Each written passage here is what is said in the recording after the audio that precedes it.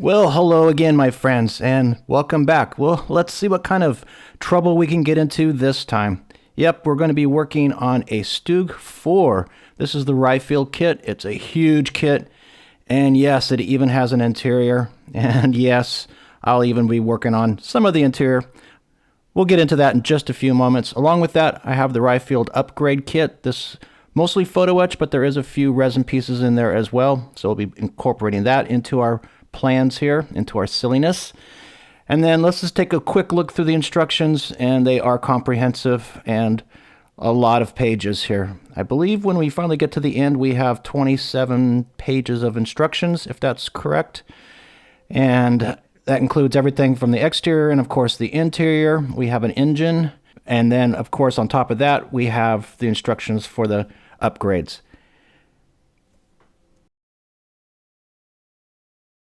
And so this brings us as to what are we going to do? Well, we're going to base it off of this photograph right here. I'm guessing this is someplace, well, it's probably France, summer, early fall of 1944. Those look like British soldiers kind of hanging out and getting their pictures taken on the front of the tank there. Obviously, the tank has taken a wrong turn and ended up in a ditch head first. The other thing you might notice from that photograph, well, there's Zimmerit or Zimmerit. And so we'll have to tackle that. I think the easiest way to do this, if I'm not an expert at this, so just take it for what it's worth here, is to do a lot of these parts before they are actually put together onto the model, because I can work on a flat surface or at least press down on them. So we'll start with the lower hull here. I'm using epoxy sculpt. And the trick here is, well, no trick, just put the two parts together, the A and the B part, squeeze it along, get them all mixed up together, and then press down as hard as possible to get a thin layer of the epoxy sculpt over the surface. Next, I have these old, I think these are model casting rollers. I think I've had these for 10, 15 years, and I happen to find them.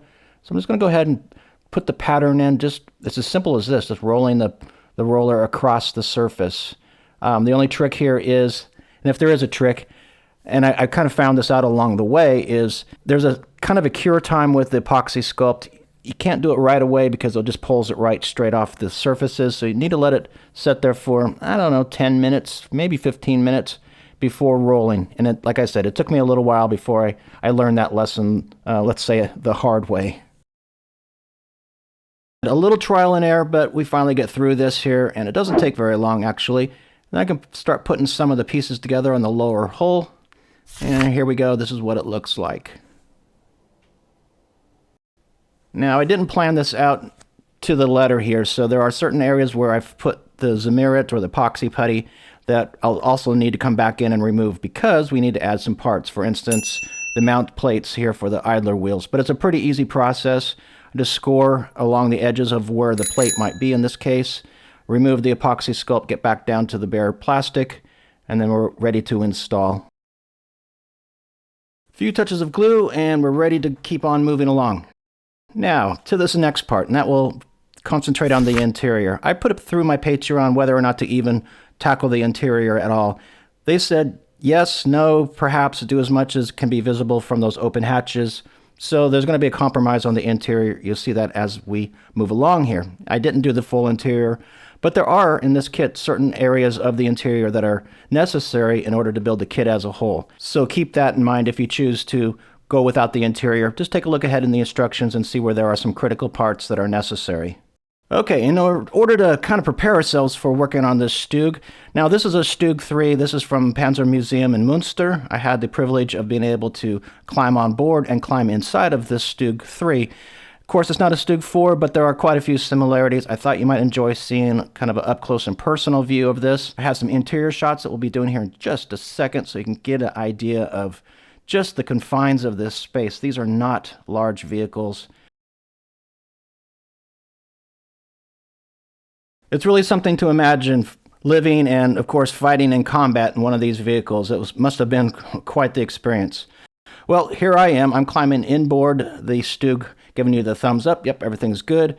Again, the small confines of the space are noticeable at this point because we have to get around the gun breech, which is right there to my left in front of me. So you got to find a space to put your feet. and get down in there. There we go. We get a good look on the interior there. A couple of still shots here because it was hard to do things with the camera. So perhaps these photographs will give you a sense of how claustrophobic and tight these spaces really are. So you are literally, as the driver and the radio man and gunner, you are literally sitting on the floor plate of the vehicle. Your legs are extended between the drive wheels and the transmission. And then that final shot, well, if you're all buttoned up, that's your vision block, and that's the amount of view you get to see outside. A brief timeout for me to say thank you to my Patreon. Those members that you see on your screen right now, well, they help keep this channel moving forward. In return for their support, or your support, I offer Patreon-only videos, early viewing, photographs. We have a Discord server, chats. It's a pretty great place to hang out. Please consider supporting this channel and joining Patreon. Thank you.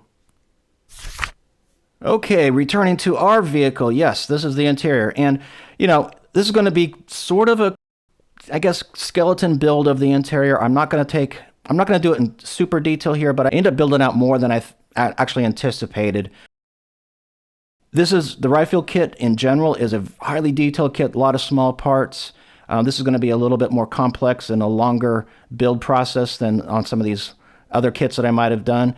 And so it's going to take a little time. This is going to be a little bit longer episode series. But I did, add the interior, painted some of it out. So we've got the, appropriate colors, not doing a lot of weathering here.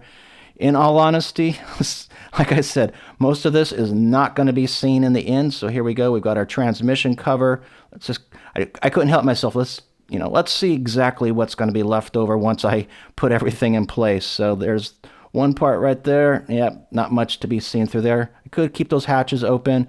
Oh, now we have the casement. Yeah, even less is going to be seen. Oh well. Like I said, interiors, are love them or hate them. Of course, continuing with the interior, which of course leads to the exterior, is the gun. And this is a small subassembly in of itself. It's a real gem of a little subassembly here. It's highly detailed, quite a few parts. Again, it takes some time to put this all together, but if you're careful, of course, it's workable. And it's got great detail, and it looks, well, looks just like the reference photographs. The majority of the interior is painted out using AK Real Color Elfenbein, which is the ivory color. I'm sure I'm saying that word wrong. And then just a quick wash using AK Enamel's Desert Wash, just to give it a little bit of contrast and detail. Now, when we get to the casement here, adding the Zimmerit, I think, if I'm not incorrect, and maybe I am, I could be wrong here, that the lower part did not have the Zimmerit on it. So I'm just going to go ahead and tape that off. If I'm in error here, just let me know in the comments. Next step, simply just smash onto the epoxy sculpt as thin as you possibly can onto this surface. Try to wait 10, maybe 15 minutes, then I'll use my roller again and start adding the pattern.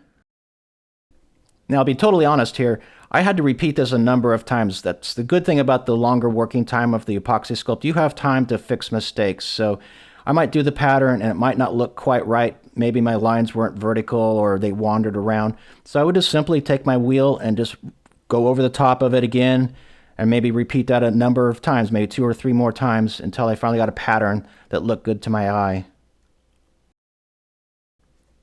And then once I finally get a pattern that I'm, sort of satisfied with or happy enough with, go ahead and remove that masking tape. Reveals that clean edge at the bottom. And we're ready to go ahead and keep moving on. And this is why interiors take so much time, because you always have to go back and forth between painting and painting out the small parts and adding parts and oh my goodness. Anyway, once again, adding the ivory color to the interior of the casement. There's our gun. Set that in place. You can see I've got a few shells in there. There's our casement going on in there. Now you can see it's really starting to button up. And like I said, all this work on the interior, I'm afraid it's all going to pretty much be invisible at the end. But, it's one of those things. We know we did it, right? Realizing that less and less of the interior is ever going to be visible to the eye once this all gets buttoned up, I decided it's time to go ahead and just put things together one final time. You'll notice I also didn't do the engine because, well, now I have a nice engine. Maybe we could do a destroyed vehicle later on, which actually might be visible. Continue to add parts to the exterior, and you could really start to see how limited the views to the interior are going to be. Here's the roof section. Yeah, not much is going to be seen in the final. the final thing. And of course, we're going to have some figures sticking out of those hatches as well. Now moving on to the exterior, this is where the upgrade kit starts to come in. A nice sheet, actually it's 3 or 4 sheets of Photoetch are in there, mostly just small clasps and smaller details, not a lot of heavy bending or even soldering needed. And a few 3D printed parts here. And those happen to be for, like, say, the fire extinguisher. There's a replacement muzzle, brake. There's a few other items in there that will come in handy later on. In terms of the tools, a lot of time here because we're going to replace the clasps with Photoetch, removing the plastic parts, cleaning up the part, and then replacing them with these photo-etched parts.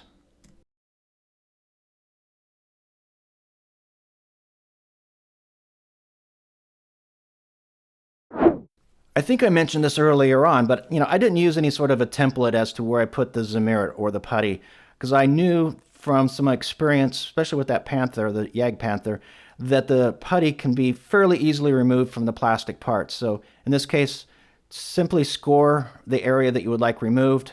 And I'm using a small chisel here and just remove that putty. I'll be back down to the clean plastic surface.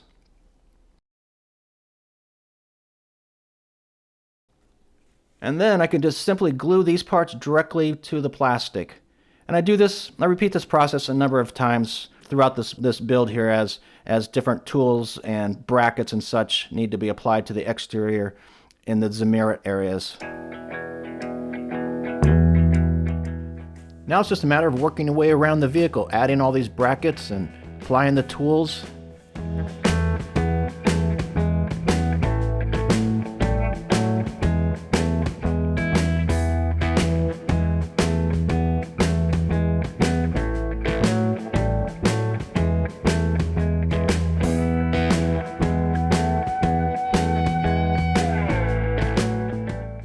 Most of the tool brackets are fairly simple photo etch features, just 1 or 2 bends and you're ready to go. But there are a few of them that have hinges on them. And here's one method of doing hinges that works best for me. So I have a piece of stiff wire that I hold in place using my photo etch bending tool. I slide the piece of photo etch, the bracket, underneath the wire, and then using the tip of my blade, I just coax it and start to wrap the photo etch piece around the piece of wire there. Just kind of as soon as I get it around there, I just kind of press down. And once I have that all secure, I can slide out the wire, and now I have a hinge. One of the upgrades is the machine gun shield, and this just gives me a good opportunity to remind you, if you are working with photo etch, same as you would work with plastic, when you cut it from the sprue, there's going to be a little burr or barb there. So you just want to make sure you take the time to sand those back and make sure you have nice clean parts. And again, using the photo etch bending tool makes things much easier. I use a straight edge blade just to help me bend this in a nice even manner. Just a slight pressure upward till I get to the proper angle, release it, and there we are.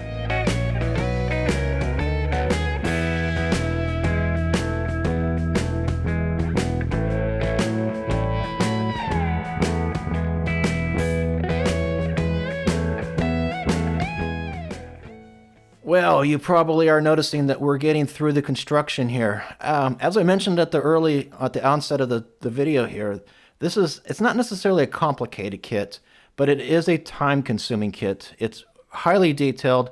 A lot of sub-assemblies go into each of these sections here, but I think it's definitely worthwhile. Adding the upgrades, yeah, it does add some time, but I also think it adds some finesse to the kit, especially, some of the brackets for the tools and, like, say, the skirts and brackets and things like that. Well, this starts to wind up the first episode in our StuG IV series. I'm not sure what I'm going to call this. From that photograph, I've been kind of playing around with some ideas, kind of like bottoms up. I don't know, based on that photograph. We'll see. We'll see how it goes. If you have any suggestions, please leave them in the comments below. If you do like this channel and the videos that I produce here, please hit that like and subscribe. If you'd like to support this channel even further, I do have that Patreon page. Please consider supporting me over on Patreon. In the upcoming episodes, well, of course, we're going to be working this way all the way through until we have a diorama or vignette with figures and a bottoms up, so to speak, StuG in a ditch. So until the next video, everyone, take care. And of course, happy modeling.